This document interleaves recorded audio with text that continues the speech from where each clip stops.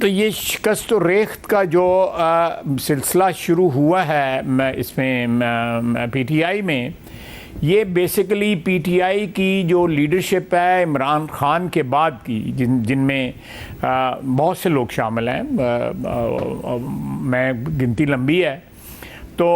वो लोग जो है उसका बोझ नहीं उठा पा रहे उनके फ़ैसलों का, जिसमें जो है पिछले साल अप्रैल में वोट ऑफ नो कॉन्फिडेंस की रात को जो फ़ैसले किए गए, फिर उन फैसलों की रिवर्सल की गई, उसके बाद जो है इस्तीफ़ों पे इम्प्लीमेंटेशन, फिर कहा गया कि हमारे इस्तीफ़े मंजूर किए जाएं, फिर 2 सूबाई असम्बलियों का जो है वो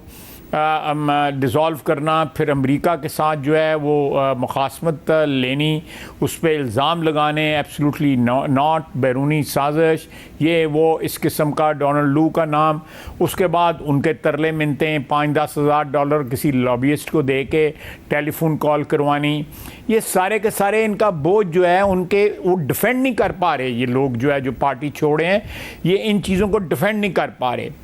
और सबसे आखिर में उनका ये फ़ैसला कि 9 मई को हमने फ़ौज की तनसीबात पे हमला करना है,